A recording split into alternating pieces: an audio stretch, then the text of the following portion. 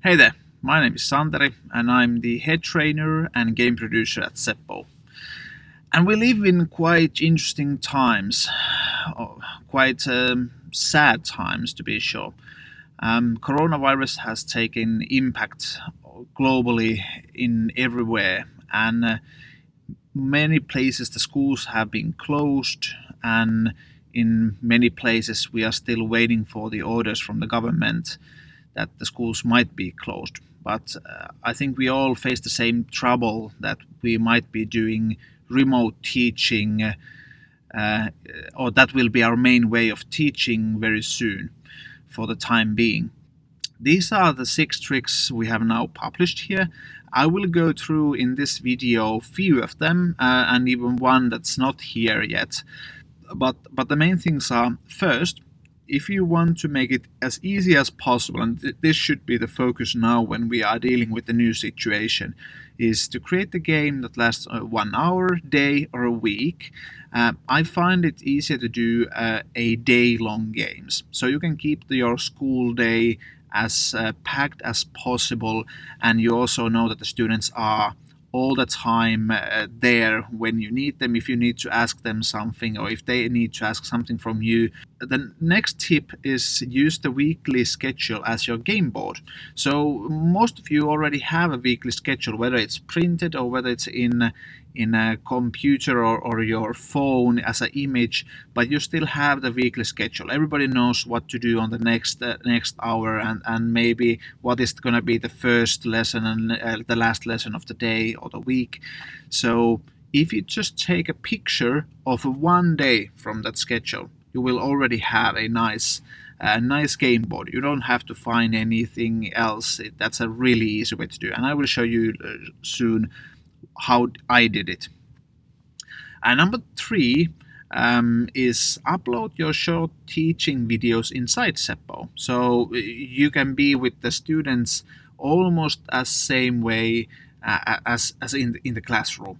So a lot of you know that you can do the exercise in Seppo with text, but you can also record an audio file or a video file. And when we are doing remote teaching, most of the time it comes so that we are only giving them chapters what to read and then exercise what to do from that section.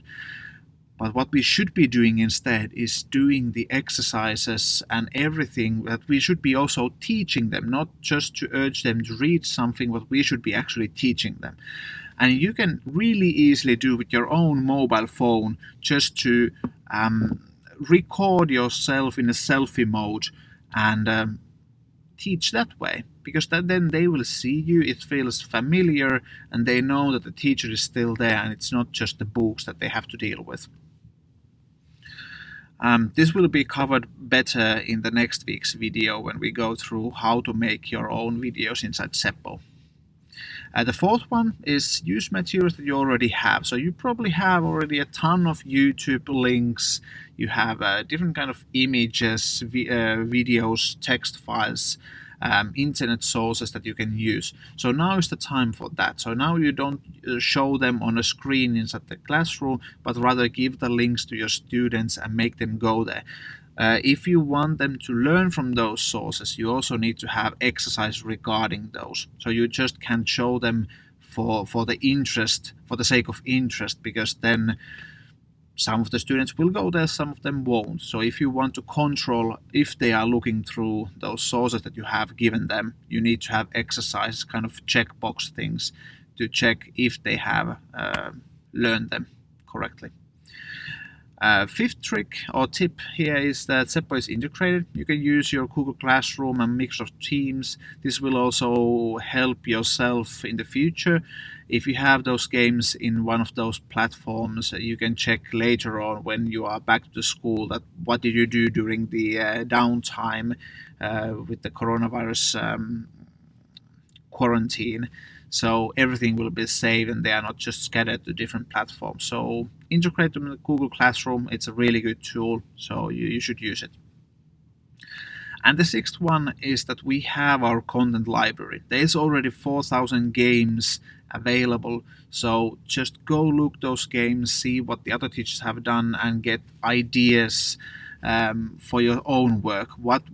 How do you do your own games? How do you make them even better? Maybe some other teacher has already done some nice tricks with some certain exercises that you can get from there.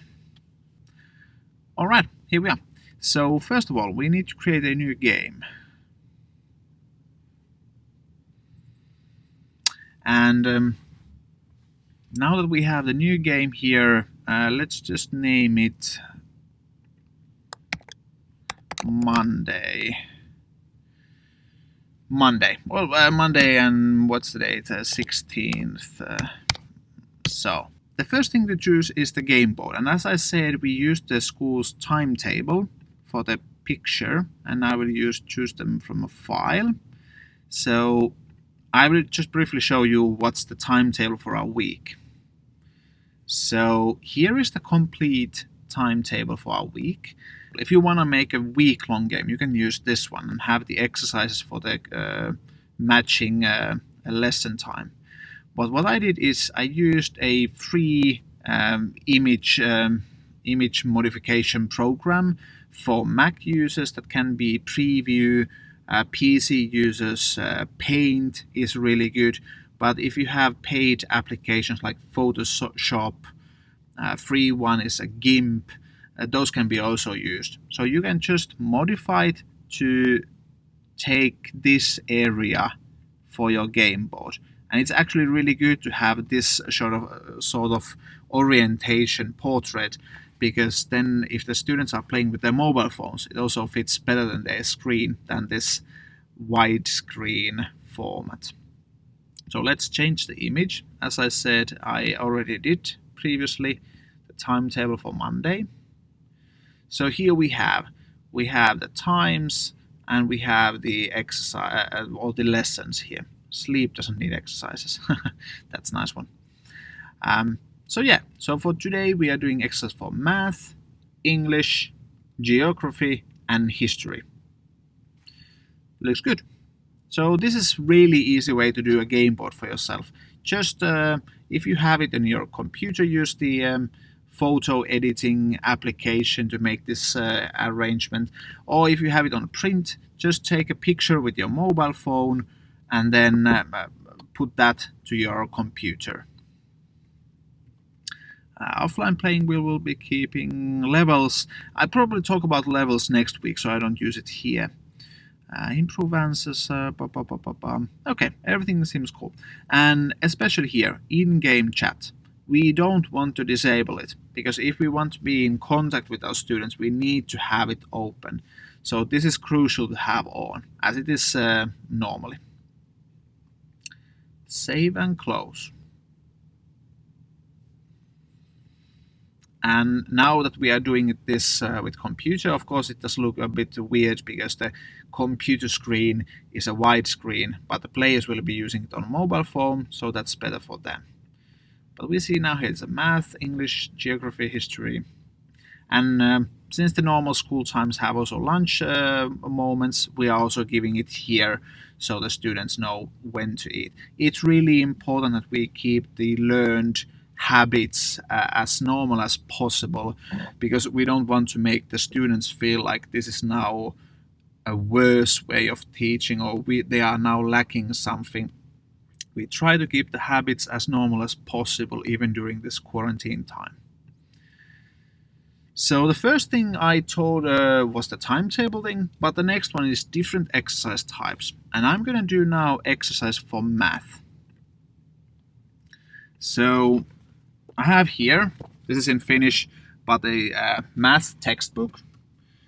And here is an exercise about what horses eat. And I'm going to use this one, do the same exercise, but in 3 different manners. So you know that you can really easily change the way which exercise you are using, and it doesn't matter what exercise the content itself is.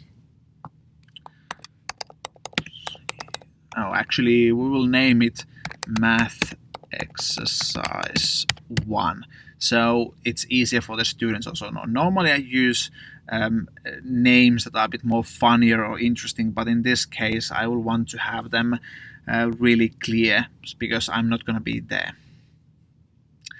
And we're going to use match pairs for this. And the question will be,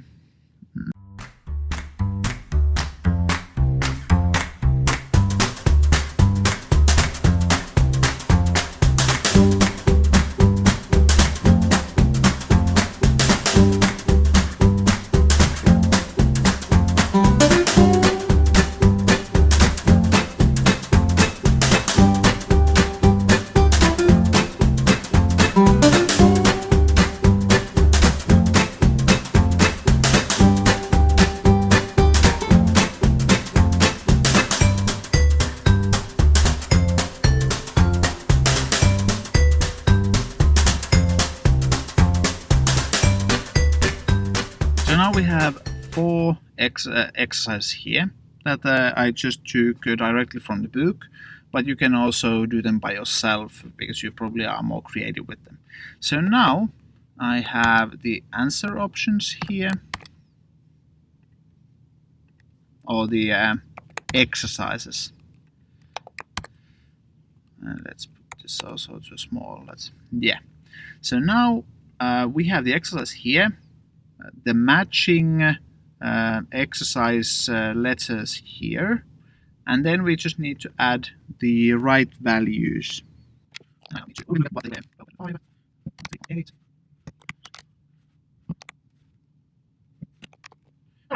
We didn't add what they were, like kg or euros, because then it would be too easy for the students to guess what the answers were. But now we just add also the points for the exercises. Here they are. So now we have a one math exercise that the students would have to do. So this is a match pairs exercise. When they are playing it, this right side will be mixed, so they will see the answer options starting from the left, A, B, C, D, as they are in the exercise giving. But then on the right side they will be mixed, so they need to know which are the correct pairs. And now we just save and close. So the exercise gets saved and we get it on the map. And here we have our first exercise, math exercise 1. So this was match pairs. How do we do it in different manner? So math exercise 1b. So this is now alternative way how you could do it, the same exercise but with a different way. So we could have a missing word exercise. So this is a bit more, requires more from the students because they need to know exactly the right answer. So there can be no mistakes in it. And now again, give me a moment and I will type down all the questions.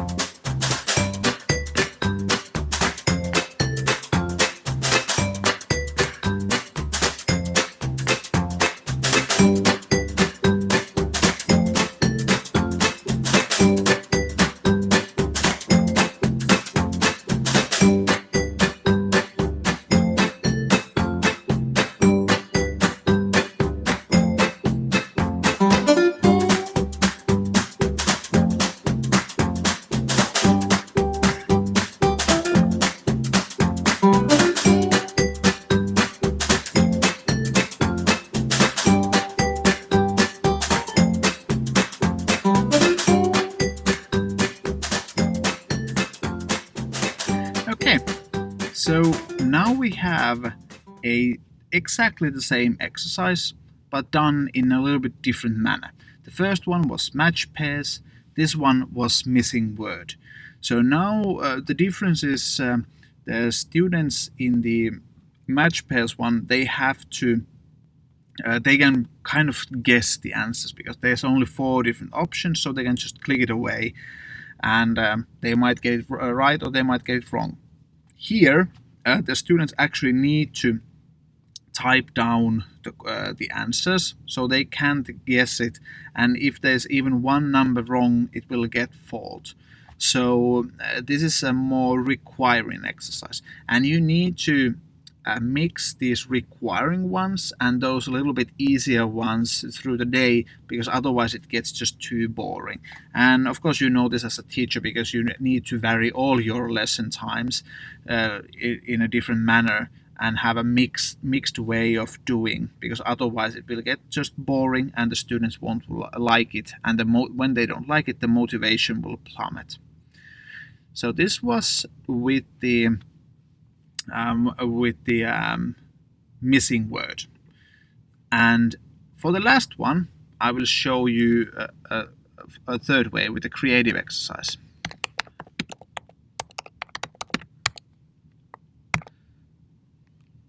All right, and with the creative exercise. So, with creative exercise, we can ask actually a little bit more. So in this exercise, we probably are not just interested about what's the answer, but also how do they calculate it. So so they have to mark down in this exercise how did they calculate. So let's again start. And here we are not going to put all the exercise to this same creative exercise field, but rather we will have 4 different creative exercises, so they need to do it every time for a new one.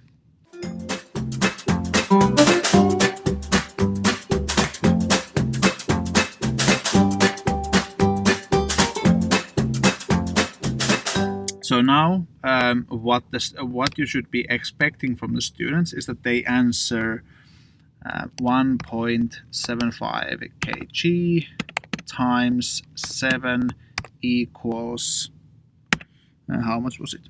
12.25 kg.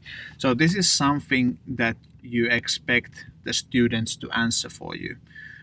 Take it away and put it to assessment guidelines, so we can also easily see it from here later on. And for the right answer we will give 250 points. And we can also add the image, video and audio answer types, because if they want to answer with those, they can. I mean, it would be really nice if they do it on a paper, right, and take a picture of it, or if they do a video or audio and explain their calculus, how they did it. Okay, first one down and 3 to go.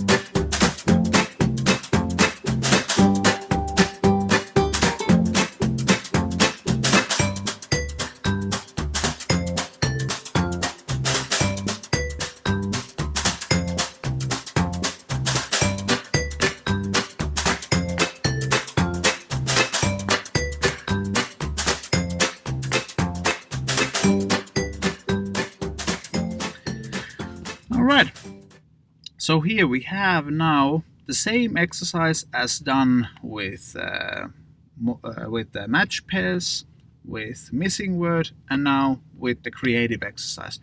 So this is now just to demonstrate you how you can easily do same exercises, and it doesn't matter what the content is, with different exercise types. And I urge you to use different exercise types really creatively, because then it will also keep the students better motivated. So here we have all the exercises that were done in the previous exercise also. And here we have already 3.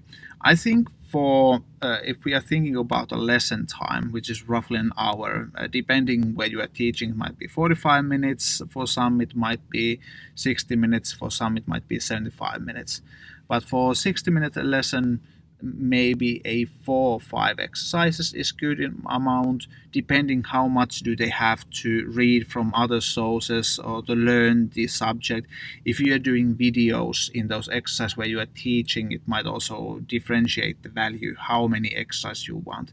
But a good idea is to have one exercise per 10 minutes. And so now we have 3 exercises here. The last trick what to do is the flash exercises. So how do we make it so that we all actually know that the students are doing the exercise while you are there teaching, while the lesson is being had? So what's the point of having math from 8 a.m. to 9 a.m. if they are not present there? Maybe they are sleeping still. So there's one trick how you can make sure everybody is on time being learning about the subject, and that is flash exercise. So if we want to check if they are actually doing your own what you were teaching, let's make this exercise a flash. From additional settings, we enable the flash exercise option, and then we just save it. So now the students are not able to choose that exercise by themselves, but rather you will initiate it from the flash exercise button. So here, when I click this math exercise 1C open, it will appear same time for everybody who is in the game, and you will soon enough will see here that which teams have opened it, what they are doing. Are they doing the exercise or have they already been completed it? And if you see that some of the teams are missing, then you know which teams are not doing the exercise, which ones are not doing the schoolwork that they should be doing. And then after that, you can just contact them in the chat and maybe ask them why they are not doing it. What's the problem there? What's happening? So these are the 3 tricks that you can easily use with your teaching. So the timetable as a game board, use different exercises, and have the flash exercise as a way to keep tabs which students are doing the lesson time and which are not. It also motivates for them to do, because they don't know when the flash exercise is going to come, so they will have to stay have the Seppo open and do the exercises and learning all the time. Okay, thank you for this, and see you on next Monday. I'll be talking about the videos, how do you make your exercises there, and also probably some other few tricks that will make the remote teaching even more enjoyable for the students, but you as well. But for now, stay safe, stay clean, remember to wash your hands. Bye bye.